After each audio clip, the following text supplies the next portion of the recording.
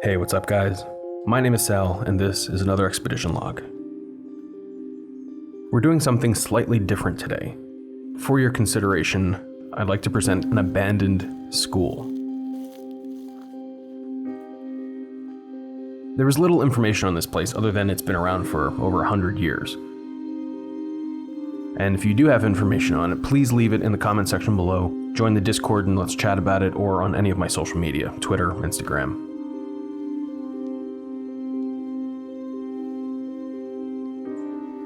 So in lieu of my normal historical narrative, I'd like you to come take a walk with me, not only through this structure, but also through time. Let's use this opportunity to remember the past and to respect the power of time and the future.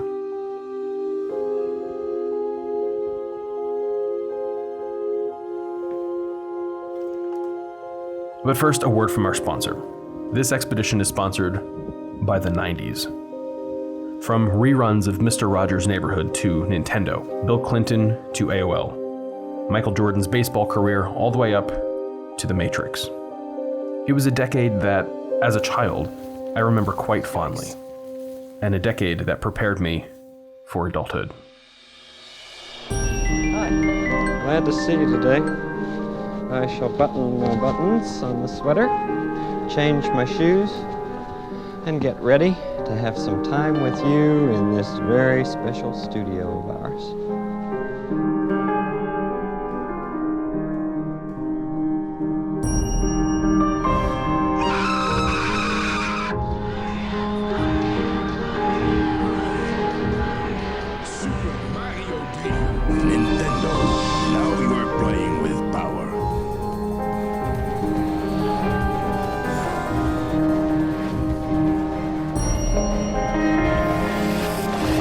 This is a humdinger of a storm. The blizzard of '96 is now affecting central New England with the heaviest snows in northern New Jersey.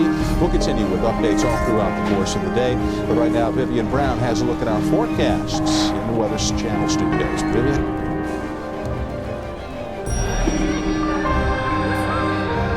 Are you ready to go, Richter?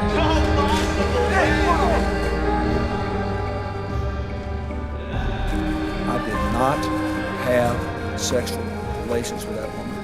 Indeed, I did have a relationship with Miss Lewinsky that was not appropriate. Princess Diana, dead at the age of 36 in a terrible car accident. Trying to convey a sense, I think, of how big the Space Telescope is, and the fact that the aperture door is bright and shiny and it's right in front of the windows. Here's to feeling good all the time. Standing ovations that anybody has gotten on a baseball field in many a year. What a day for Michael Jordan!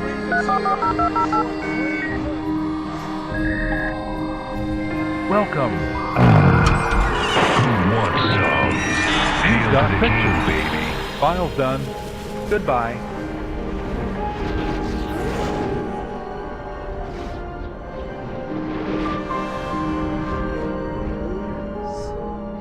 Please won't you be my neighbor? It is a beautiful day. Doesn't matter what it's like outside, it can be a beautiful day inside. Don't worry, I'll link you, brother. I got you.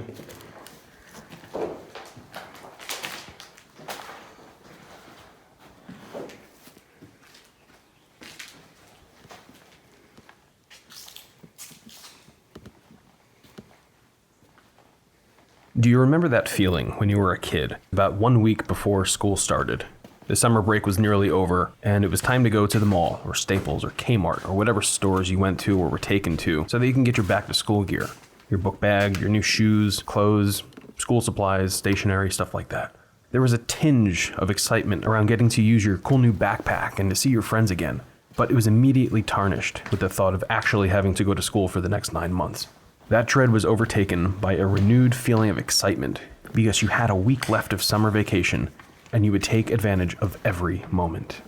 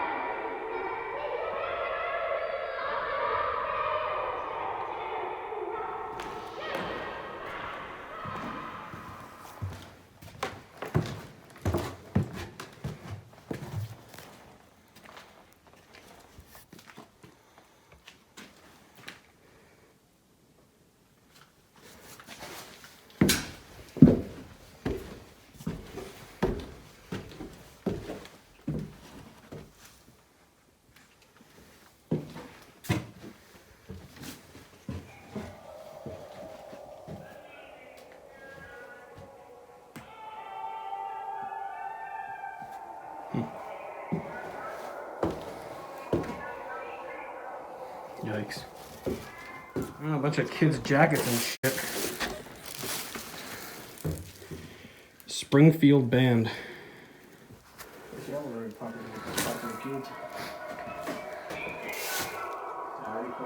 Yeah.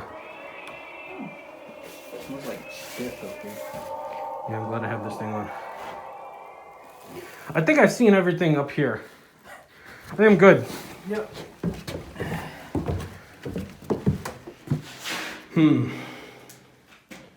No.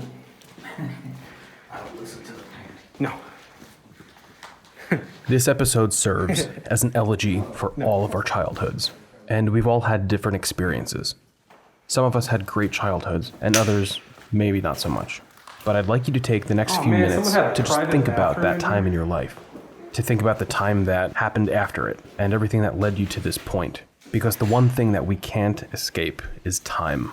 We all owe it to ourselves to reflect on that time, to wonder if we made the right decisions, because there's still time in front of us that we can use to correct things, or we could also use that time to continue doing the good things that we do every day.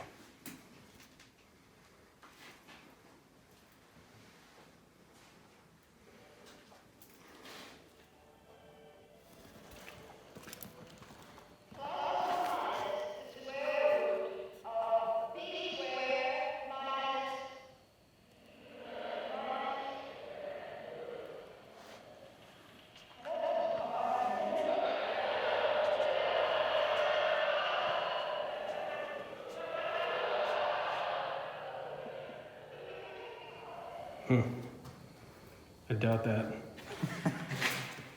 The one chair that I'll never sit in. Who knows what could have been on that chair? Thank you.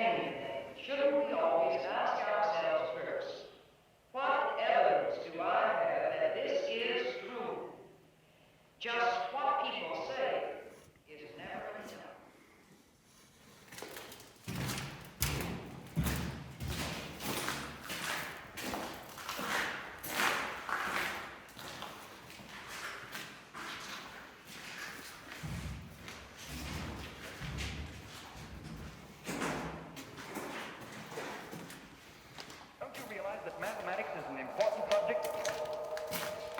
I tell you right now that unless you get over your lazy habits and come up to the standards I've set, many of you will have the pleasure of repeating this course next semester. Well, what is it?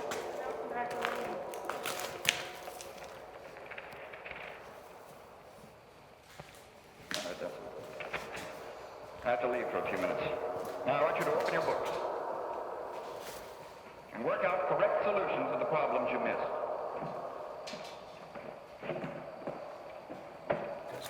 I can't make any sense out of this. I might as well quit. Gee, you never even took up this third problem. It's a kid. He's got me scared to death. I'll just never pass this course. What's the use of taking this stuff anyway? I'm afraid to take my paper home. He's just a sound. The trouble is, you don't know what the word study means. You haven't the slightest idea. Oh, it's right. What's this? What kind of behavior do you call this? just stay where you are. This is the kind of behavior I might have expected. Oh yeah, look at these. All I do is leave the room for a few minutes, and what do I find? Confusion, disorder.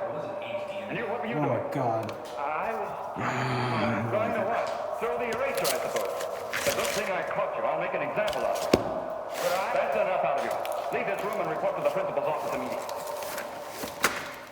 Max table chair. Who did that? All right, since you think it's so funny, the whole class can stay in for 45 minutes. Grade 3, so this is the next one. Then you'll Oh, see shit, we get music in here. Awesome. Oh, there's a pill bottle. What kind of pills did these kids take? We won't know. Remember, the whole class is to report back here at 4 o'clock. Damn. Where were we? I can't come. I got a newspaper out to do. I got football practice. He can go fly a kite. I have a piano lesson. I can't listen. I think he's home. Stop that whispering.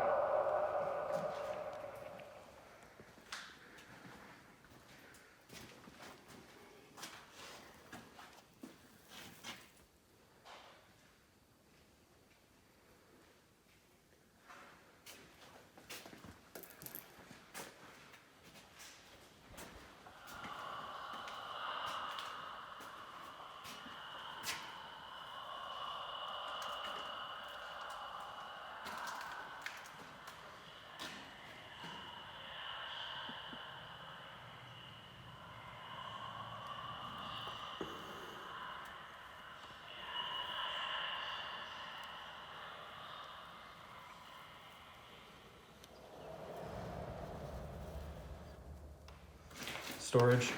Oh, and a pentagram. Rad. Somebody was calling evil spirits. Ooh. Boogie, boogie, boogie. Ugh. Oh, rusty nails. Nice. Ooh. Gross. No, that's a blunt object.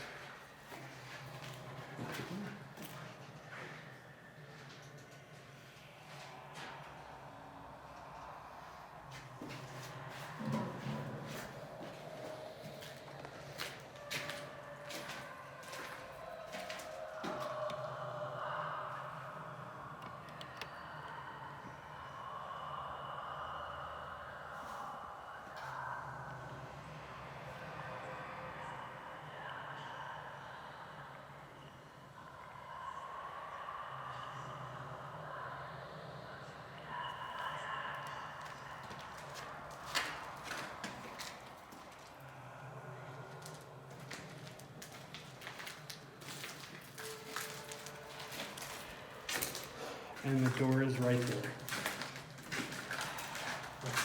Oh, fresh air. Whoa, what the fuck? Yeah.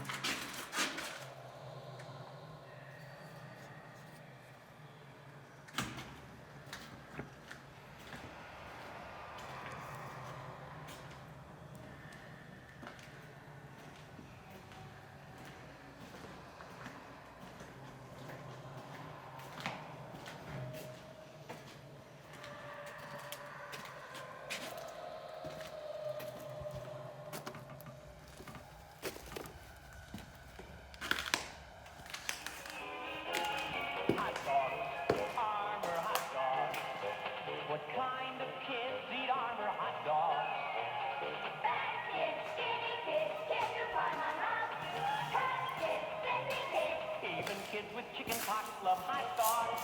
Armor hot dog.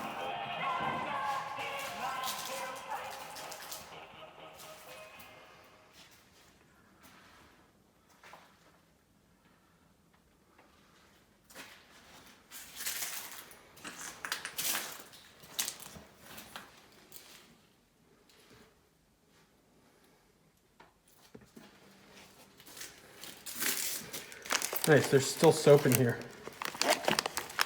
Holy shit. Ugh. Gross. Oh. Don't. Oh, they already did it. Didn't want that one. Those are new too. Is there a receipt?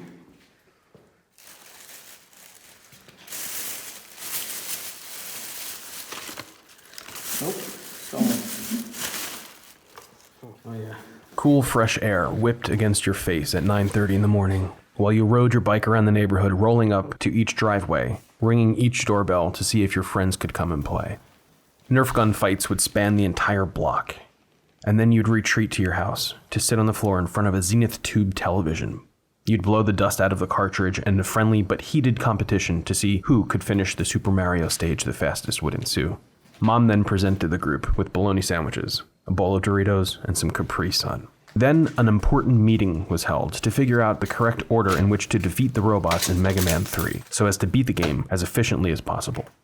But then, one of your buddies triumphantly showed up in the room with a crumbled piece of paper containing a pencil-scribbled drawing of the passcode he copied down from a later point in the game that only he was able to get to. Nice, there's a bed.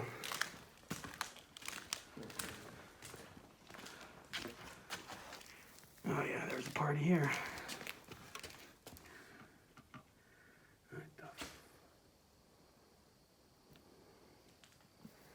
Then it was back to the bikes for some midday adventures in the woods and an attempt to uncover the secrets of that abandoned house about a quarter mile in.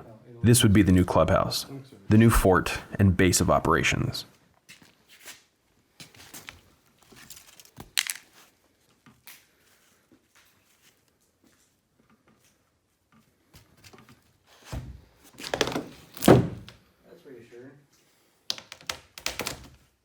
It was time to head back home for the day, on Mom's orders. And as it got darker outside, and the birds' songs quieted, and the bugs' chirping got louder, it was time to fire up the computer, log on to AOL, and to see if anyone is online in your buddy list.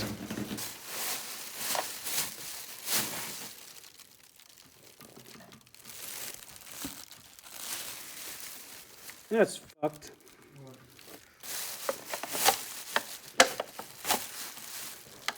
There's like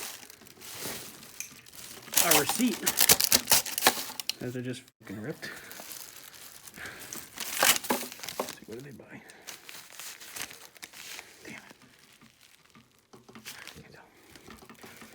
Somebody had a shaving party, it looks like. As you listened to Mom and Dad watch the news downstairs, a few IMs would come in, and the boys wanted to plan a few surfing days this week. You slowly head downstairs, observing your mom and dad on the couch, awash in the glow of that tube television with sounds of Seinfeld and laugh tracks in the air. And with your most innocent tone you could muster, you ask Mom to take you to the beach to meet up with the boys. Yeah, this is where the party's going, man. It's a go. So you run back upstairs and you let the guys know. Then it's bedtime, which only meant that it was time to fire up the flashlight for an hour or two of Game Boy until you couldn't keep your eyes open anymore. Oh, 2 more mattresses. Yeah.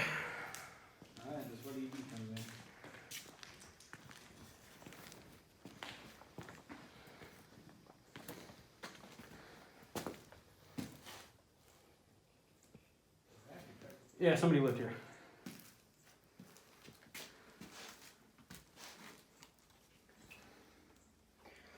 Got underwear. You got whatever the fuck this is. Yeah, hell yeah, they was.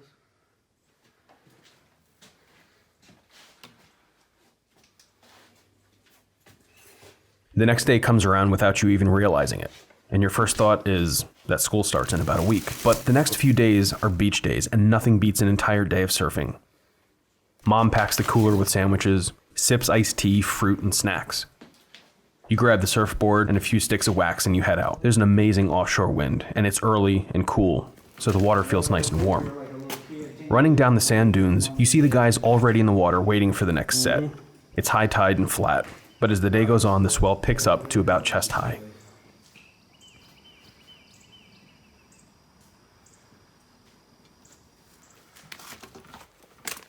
The sets are breaking perfectly to the right, and there's no one else on the beach except for the moms who brought us, all reading their books and magazines, peering at us occasionally, often concerned. Noon settles in, and you run up to the coolers to grab the food packed by Mom. Waiting for the next tide, playing around on the beach and around the dunes, running from nasty biting horseflies. There's sand in your hair, in your shorts, and in between the awkward braces in your mouth. But there's not a care in the world.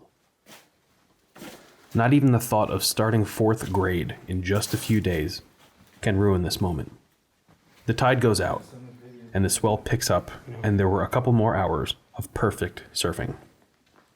The moms all stick their feet in the water, but it was clear what this meant. It was the signal that they would bellow for you soon, and that the day was coming to a close. In a feeble attempt to evade their call, you paddled down shore to a sandbar just out of shouting distance. They knew, and they waited, but the tides would drag you right back to that break, right in front of the moms. They anticipated this, and as soon as you caught a ride in, Mom would request audience at the beach towel. There was an attempt at bargaining for more time, but it was in vain. The tide came back in, and the sets were closing out, and it was time to go home. But as a wonderful surprise, the cars stopped at a pizza parlor on the way home. Between the moms and the boys, a pizza pie was shared. It sat up on the thin metal rack in the middle of the table. It had a thin, crispy crust, light sauce with molten cheese, and curled up, crunchy pepperoni, with bubbles in the crust and delightfully charred in all the right places. The pizza was gone in a flash, and you all retreated back to your houses. And as usual, AOL Instant Messenger was the nighttime Clubhouse to recant the day's adventures, followed by flashlight-powered Game Boy sessions featuring Zelda and Pokemon Blue. The next few days came and went, and it was now the weekend before school was back in session. At 10 a.m. that Saturday morning, after the X-Men cartoons and s'mores Pop-Tarts, the grandparents came to pick you up to go to the mall to get some clothes for back to school. The parking lot was packed, and you took the JCPenney entrance, the one with the huge trees that you used to run behind when you were younger. It had the rounded brick walls and the overhanging dark wood facade. Y'all got bears here? As you walked through the pennies, Nanny would grab shirts and hold them up to your body, and just purse her lips, nodding approvingly, deciding for you, throwing garments back into the cart as she went, and for those that she didn't like, she would just say, no. As you finally made your way into the mall, the first thing you noticed were the dark brown tiles dotting the floor, and the light streaming in up high from the clerestory windows. The planters were marked with this same shiny dark tile, but they had wooden benches which protected the evergreen trees and other flora within the seating area. Inching towards the middle of the mall was the center stage with the gnarly light purple carpet and clear plastic with children's fingerprints all over it underneath of the wooden railings which spiraled up to the massive round platform. On one end of the short corridor was the Babbages and KB Toys, but Pop-Pop led the way to the other end, to Hot Sam's Pretzels next to the movie theater. The little black cardboard holder had 6 salted, soft, hot pretzel sticks with a cup of marinara dipping sauce, which you washed down with an ice-cold lemonade.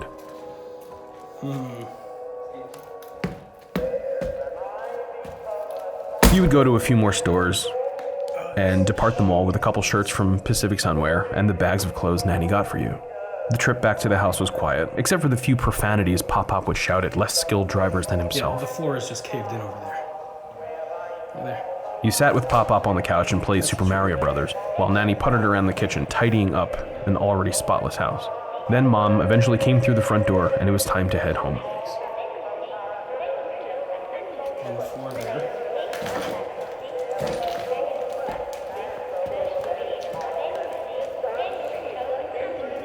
It was one day before school started. You meet with the boys at the fort in the woods, but it's quieter today. This building is definitely way older than the other one. There was an attempt at organizing a Super Soaker fight, but a few of the guys couldn't make it and their moms wouldn't let them out of the house. Like, check that out, everyone. There you go. And as the day grew on and our time with the summer faded, so too did the ethos of the neighborhood, growing into a lachrymose calm. You go to sleep, and the alarm goes off in what feels like 10 minutes, and it's time to head to your last day of high school. Do I have any giant gashes on my back that I don't know about? You say goodbye to your friends before you all go off to college and your separate ways. You hop in your car and drive home. A call comes through, and it's your dad. Holding back tears, you absorb the bad news, and you make the arrangements. Another call comes through, and it's your office calling now, but you ignore that call. Then a text comes in, and it's your wife. She says you need to pick up dog food and baby diapers. Life always finds a way, and it does so without permission. Time is our most precious commodity, and the way we choose to spend it will determine the outcome of not just our lives, but those around us too.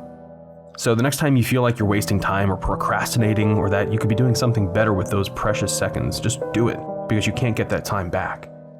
And the next time you feel like maybe you should go back and give mom a hug, because you didn't that one day, maybe you should. Or that friend that called you, and you just didn't pick up because you didn't want to, maybe you should call them back. So what? I'd like to thank all of you for watching this episode of the Expedition Log series. I'd love to explore more places like this. Is it open? And while most of my content will revolve around the dying retail in the country, this stuff fascinates me too. We got some mushrooms. Because it really makes you think about your own past. It makes you think about things that you probably haven't thought about in a while. So if you liked this content, let me know in the comments. And make sure you're following me on Instagram and Twitter, and make sure you join the Discord, which is down in the description below. And also make sure you're subscribed to my second channel, which is Quite Studios, and a link to that is also in the description below. So stick around. Thanks again for watching, everybody, and I hope you have a fantastic day. Take care, everyone.